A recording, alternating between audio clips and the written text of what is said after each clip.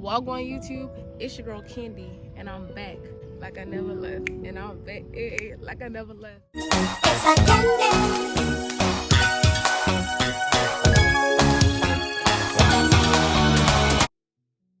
Welcome back to my channel. If you are new here, hi, hello, my name is Candy, and on this channel we talk about everything personal development, lifestyle with a little bit of entertainment. Today's video is a little bit emotional, and if you're the emotional type, please stay strong for your girl, because I don't like to cry like that. It's really uncomfortable to feel those type of emotions, and even though emotions are healthy because it tells you exactly how you're feeling, so you can know exactly what the problem is and how to solve those problems. Today I'm going to share about the passing of my dad and how that affected me and my everyday life, and how I find better ways to deal with it, and also come into peace about the situation. To 2019, man, I feel like this year I was having a ball. It was crazy, it was chaotic, and then I found out that my dad was sick.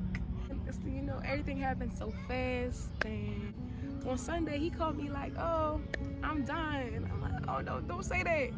Like, you can't say that. I was so mad. Oh my gosh, I was so mad. It was so hard for me to accept the fact that he was really dying. I see my phone blowing up. It was my family calling me. Oh no, I had this really bad feeling, but I'm like, nah, don't think about that. Nah, don't think about that.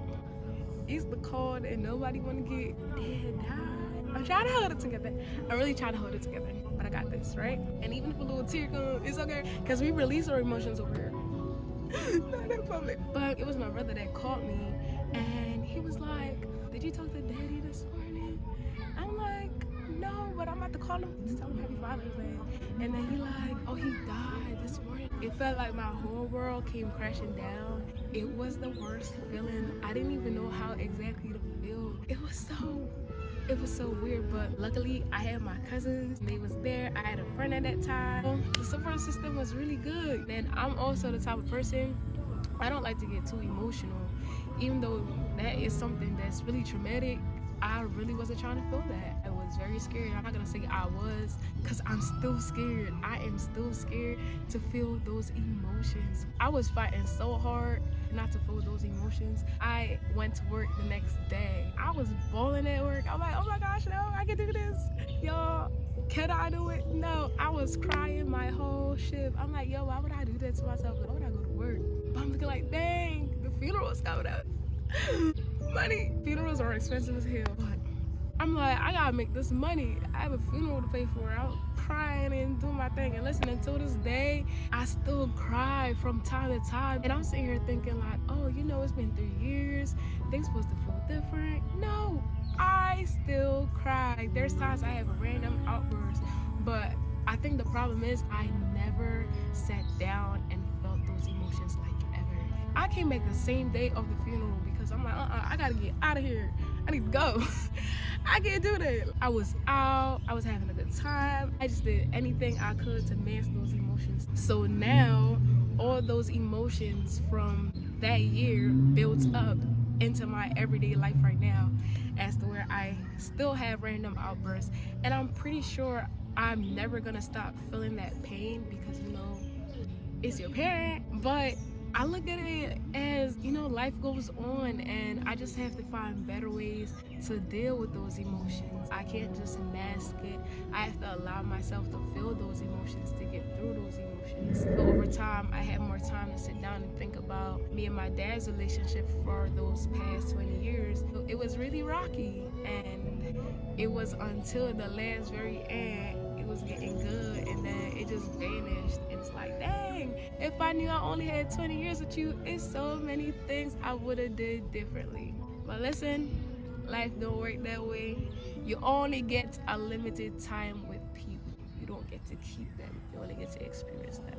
And that's just something that I learned from that experience. I'm pretty sure if you have lost a parent, you can relate to this, but it's not the best feeling when you don't have a parent, especially if you're coming from a dynamic where your dad wasn't really there from the beginning. That's even the worst part, because it's just like, dang, I never really had a dad. And when you get into your adult years, you're like, dang, I miss you, but I'm missing the whole father figure. That should really mess with you in your adult years. So I would say to people, if you have a situation with your folks, your parents, and it's mendable, mend it. Because when they die, it hits different. It's a different type of hurt, and it's probably something that you will never really get over, but with time and healing, it do get a little better. So I definitely say work on that. Something else that I learned from that situation is I would never want my kids to grow up without a dad. And granted, you know, people die every day and you can't control death. I wouldn't want to purposely put my child in a predicament to not have a dad. That's really what my dad and I relationship taught me. Also, it's a lot different when you're looking around and you see everybody with their dads. They don't even know how blessed they are to have a dad in their life. And I'm pretty sure a lot of people could relate to this. Either your dad deceased, or he in jail, or he's just not in your life anymore. That really affects you as a person. From your child growing up, it really do affect you. So I made that a vow of mine. I will do everything that I can to not put my child in a dynamic like that until death do us part. I want my child to grow up and have that fatherly love. I feel like that is very important, to have a father figure in your life. So I wouldn't want to take that away from my child, and I know God will provide me with the opportunity to give that to my child, like children. But yeah, being a father ain't easy, but that's your responsibility. You brought that child here, take care of your child. And it's not about the title, it's the relationship and how you treat that child. That's really all that matters. It's Father's Day weekend. It's probably one of the hardest weekends for a lot of people. So just be kind and consider others.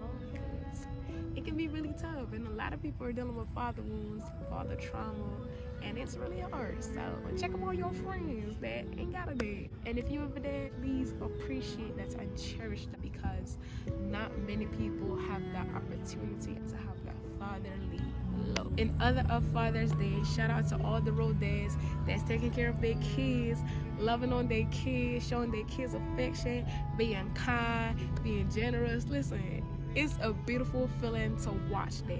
We love to see it. Keep doing your job, kings. I love it. Happy Father's Day. Have a wonderful day.